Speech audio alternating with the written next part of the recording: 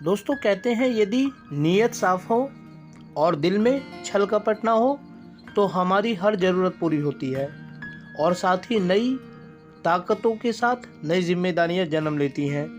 इसी बात को व्यक्त करती है आज की हमारी यह कहानी, जादू का बुरुश। तो चलिए क्या जानते हैं कि क्या बताती है हमें यह कहानी, जादू का बुरुश। सुरेश एक निर्धन बालक था। वह पढ़ने लिखने में बहुत होशियार था। उसे चित्र बनाने का बहुत शौक था। अपने घर की दीवारों पर उसने तरह तरह के सुंदर चित्र बना रखे थे। गांव के लोग उन चित्रों को देखते और आश्चर्य करते। वे कहते, शाबाश सुरेश, तुम बहुत सुंदर चित्र बनाते हो। यदि अभ्यास करते रहे तो एक दिन बहुत अच्छे चित्रकार बनोगे। सुरेश उनकी बात सुनकर बहुत प्रसन्न होता। वह चित्र बनाने का और अधिक अभ्यास करता, लेकिन उसके पास बुरुश और रंग न थे। वह किसी पेड़ की डाली से बुरुश बनाता और फूल पत्तियों से रंग निकालता। सुरेश कई बार सोचता, मेरे पास एक बुरुश होता तो कितना अच्छा होता। सुरेश के मन की यह इच्छा भी पूरी हो गई। एक दिन वह पाठशाला से घर लौटा तो आंगन में एक बुरुश पड़ा देखा। उसे देखकर वह बहुत प्रसन्न हुआ। दौड़कर जब उसने बुरुश उठाया तो उसे नीचे एक कागज दिखाई दिया। कागज पर लिखा था, यह जादू का बुरुश है, इसे सोच समझकर काम में लाना। कितना सुंदर बुरुश है, इससे तो मैं बहुत सुंदर चित्र बना सकूंगा। सुरेश ने मन ही मन सोचा। उसके हाथ चित्र बनाने को बेचैन हो रहे थे। उसने तुरंत एक चिड़िया का चित्र बनाया। चित्र पूरा होते ही वह सचमुच की चिड़िया बन गई। सुरेश आश्चर्यचकित देखता ही रह गया और चिड़िया फुर्र से उड़ गई। अब उसने खरगोश का एक चित्र बनाना प्रारंभ किया। जैसे ही चित्र पूरा हुआ, उसने देखा कि उसके सामने सचमुच का एक खरगोश है। अरे, यह तो सचमुच जादू का बुरुश है। वह खुशी से चिल्ला उठा।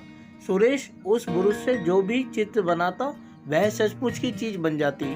सुरेश बहुत ही बुद्धिमान बालक था। वह खूब सोच समझकर गांव वालों की जरूरत की चीजों के चित्र बनाता। फिर वह उन चीजों को गांव वालों को दे देता। इससे गांव वाले बहुत प्रसन्न होते। धीरे धीरे आसपास के गांवों में भी सुरेश का नाम फैल गया। लोग उसके पास सहायता के लिए आने लगे। कुछ ही दिनों में सुरेश और उसके बुरुश की बात राजा तक भी जा पहुंची।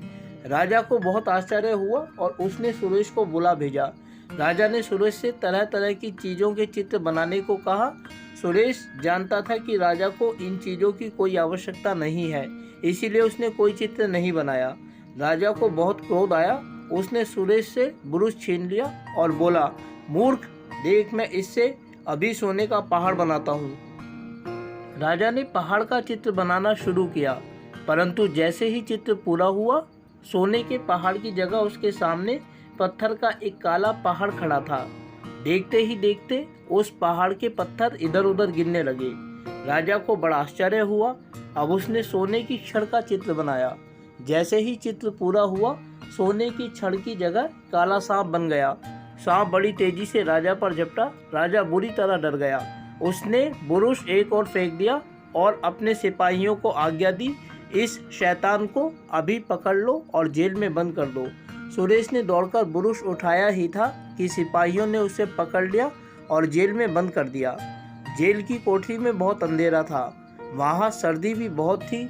सुरेश को खाने पीने को भी कुछ नहीं दिया गया, पर सुरेश को जिस चित्र की आवश्यकता होती वह उसका चित्र बनाता और वह वस्तु उसे मिल जाती। 3-4 दिन बाद राजा सुरेश को देखने गया। उसने खिड़की से जाकर देखा कि सुरेश की कोठरी में सब प्रकार का प्रबंध है। वह बड़े आराम से कोठरी की दीवारों पर चित्र बना रहा है। यह देखकर राजा गुस्से से लाल हो गया। उसने सिपाहियों से कहा, इसे पकड़कर मेरे पास लाओ। आज्ञा पाते ही सिपाही कोठरी में घुसे, पर वहाँ कोई न था। सिपाहियों ने देखा कि सुरेश एक घोड़े पर चढ़कर भागा जा रहा है। सिपाही भी अपने अपने घोड़ों पर बैठकर उसका पीछा करने लगे। सुरेश ने जल्दी से अपने और सिपाहियों के बीच समुद्र का चित्र बना दिया। लहराता हुआ समुद्र देखकर सिपाही आगे न बढ़ सके। इस तरह सुरेश राजा की पहुंच से बाहर हो गया। वह जहां जहां जाता गरीब लोगों की जरूरत की चीज़ों के चित्र बना बनाकर उनकी सहायता करता। लोग उससे बहुत प्रसन्न रहते। तो दोस्तों देखा आपने, छोटी सी यह कहानी हमें बताती है कि यदि हम सही चीज़ों का सही प्रयोग करें तो हमें उसका अच्छा ही परिणाम मिलता है, परंतु अगर हम सही चीज़ों का प्रयोग भी गलत मन से और दिल में कपट लेकर करते हैं तो उसका हमें नुकसान उठाना पड़ता है, जैसा कि राजा को उठाना पड़ा। उम्मीद करता हूँ कि आप लोगों को यह कहानी अच्छी लगी होगी, और साथ ही आप लोगों से अनुरोध करता हूँ कि यदि वीडियो अच्छी लगी तो वीडियो को लाइक और चैनल को सब्सक्राइब जरूर करें।